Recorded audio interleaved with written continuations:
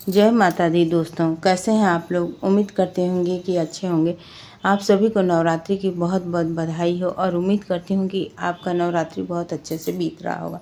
यहाँ मैं आपके लिए एक नई रेसिपी लेके आई हूँ। उम्मीद करती हूँ कि आपको पसंद आएगा। तो यहाँ मैंने सबसे पहले आलू उबाल लिया और कढ़ाई में मूँगफली रोस्ट कर लिया था। अब मैंने थाली में लहसुन, प्याज, मिर्चा, अदरक सभी को काट के रख लिया था।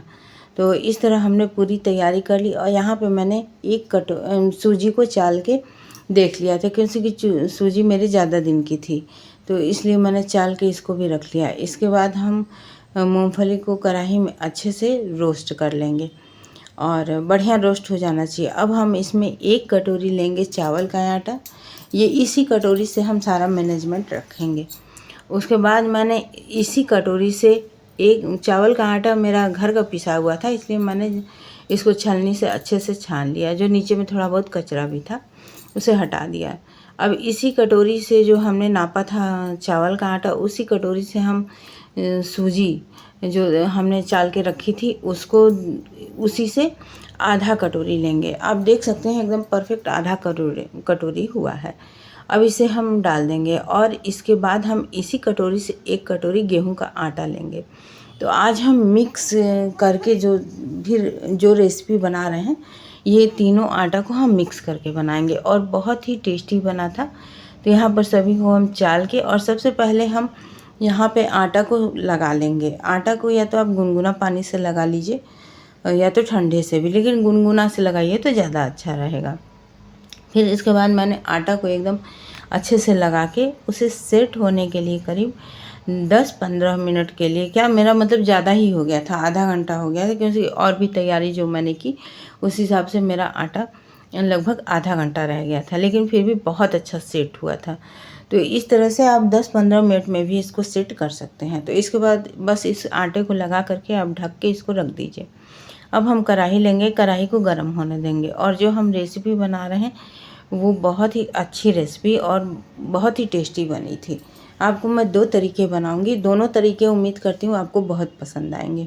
तो जब हमारी कढ़ाई गर्म हो गई तो यहाँ हम जीरा लेंगे और जीरा को कढ़ाई में तेल में डाल देंगे, इसे चटकने देंगे। यदि आप चाहें तो यहाँ पे पचफोरन का भी यूज कर सकते हैं, मैंने जीरे का यूज किया है। तो इसके बाद जब हमारा जीरा हो जाएगा तो हम हींग डाल देंगे। हींग डालने से इसका टेस्ट भी अच्छा लगेगा और साथ ही डाइजेस्टिव सिस्टम को भी बढ़िया रखेगा। तो जब हमारी दोनों चीज़ें बढ़िया से हो जाएंगी तब यहाँ पे हम जो हमने अपने और काटी थी लहसुन, प्याज वगैरह, उसको हम डालेंगे। तो यहाँ पे हम लहसुन डाल देंगे और लहसुन को अच्छी तरह से होने देंगे। जब हमारा लहसुन अच्छे से हो जाएगा तो यहाँ पे हम अदरक डाल देंगे। अदरक का फ्लेवर पहले डालने से जो तेल में बढ़िया से पक जाता है और उससे जो टेस्ट आता है वो टेस्ट आपका पूरे आलू में भी लगेगा और साथ ही पूरे तेल में जो अरक उतर जाता है उसका टेस्ट बहुत ही अच्छा लगता है।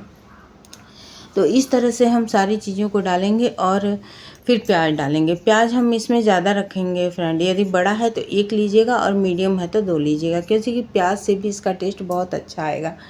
तो प्याज को कोशिश कीजिएगा कि अधिक ही रखिएगा। इसके बाद हम इसमें कुछ मसाले डालेंगे। तो कुछ मसाले के लिए हम इसमें प्याज के बाद मिर्ची डाल देंगे। हमारी जब मिर्ची भून जाएगी अच्छे से तो सबको हम इसके बाद कुछ मसाले इसमें डालेंगे। तो कुछ मसाले में जैसे हमारे इसमें हल्दी आ जाएगा, घर का मसाला है। हल्दी हम जिस चम्मच से डालें उसे 1/4 डालेंगे। मसाला डालेंगे, मसाले जो भी हम उससे भी 1/4 डालेंगे। तो इन सबको डालते जाएंगे और कढ़ाई में पलटे से मिलाते जाएंगे। यहाँ पे मैंने फिर इसके बाद हल्दी देखिए डाल दिया, फिर मसाला मैंने 1/4 डाल दिया। इसके बाद इसमें हम नमक डालेंगे। नमक हम टेस्ट के अनुसार डालेंगे और नमक इसमें थोड़ा सा अधिक जाएगा, क्योंकि जब हम भरेंगे तो उसमें आटे में जाके वो नमक जो है कम हो जाता है, इसलिए यहाँ पे नमक हम अधिक मतलब चटक रखेंगे, थोड़ा सा जो हम खाते हैं उससे थोड़ा ज़्यादा रहेगा। उसके बाद यहाँ पे हमने भुजा जीरा लिया है। भुजा जीरा के बाद फिर काली मिर्च का पाउडर लिया है। इन सब से टेस्ट भी बहुत ही अच्छा निखर के आया था। एकदम समझ लीजिए कि समोसे का आलू बन के तैयार हुआ था। फिर यहाँ पे सबको मिलाने के बाद हम इसमें डालेंगे एक छोला मसाला जो था, उसको करीब मैंने आधा से कम था वो मसाला, और मैंने उतना ही था मेरे पैकेट में, तो मैंने एक पैकेट पूरा डाल दिया था यहाँ पे। और ये बिल्कुल सब चीज़ें जब हो जाएंगी हमारी अच्छे से, तब हम यहाँ पे अपने जो हमने आलू साइड में उबाल के रखे थे छील के, हम उसे डाल देंगे। तो उसे डालने के बाद हम इसे अच्छे से मैश करेंगे। उसको जब कढ़ाई में आप फोड़ के भी डाल सकते हैं, ऐसे भी डाल सकते हैं। जब आप कलछी से जब डालेंगे ना तो अपने आप आलू फूट जाएंगे, हल्का हल्का दबा देंगे। तो इस तरह से मैंने पूरी देखिए आलू को फोड़ के देखिए तैयार कर लिया। और इसके बाद वही आपको जो बताया था छोले मसाले डाल दिए, और साथ ही मैंने सब चीज़ों को एकदम तैयार कर लिया। और इसमें जो मैंने मूंगफली भूज के रखी थी ना, उसे मिक्सी जार में क्रश कर लिया। मतलब हमें पल्स मोड पे चलाना है, बहुत उसे महीन नहीं करना है एकदम। मतलब उसका जब मुंह में टुकड़ा जाए मूंगफली का तो वो आना चाहिए दांतों में, तो बहुत अच्छा लगता है। तो इस तरह मैंने मूंगफली करीब 1 कटोरी ली थी, छोटी कटोरी से, तो उससे मैंने क्रश करके इसको जो है डाल दिया। इसके बाद सारी चीज़ों को अच्छे से मिला देंगे, और इस तरह से मिलाने में करीब मुझे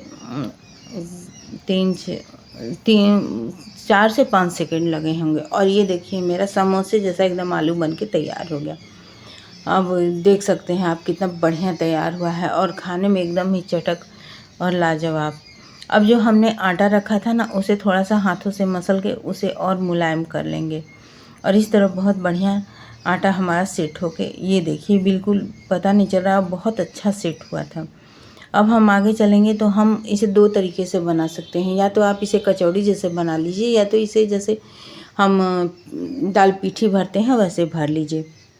तो मैंने दाल पीठी की तरह भरा था। आप चाहें तो इसे 2 तरीके से बना सकते हैं। या तो इसे डायरेक्ट तेल में तल लीजिए, धीमी धीमी आंच पे तलिएगा तो ये बहुत अच्छा कचौड़ी बन के तैयार होगा। और इसके बाद इसे हम बॉयल बनाएंगे। तो हमने इसे बॉयल किया था। इसको बनाने के बाद हमने उधर पानी अपना गर्म होने के लिए रख दिया था। हमारा पानी बिल्कुल गर्म होकर तैयार था।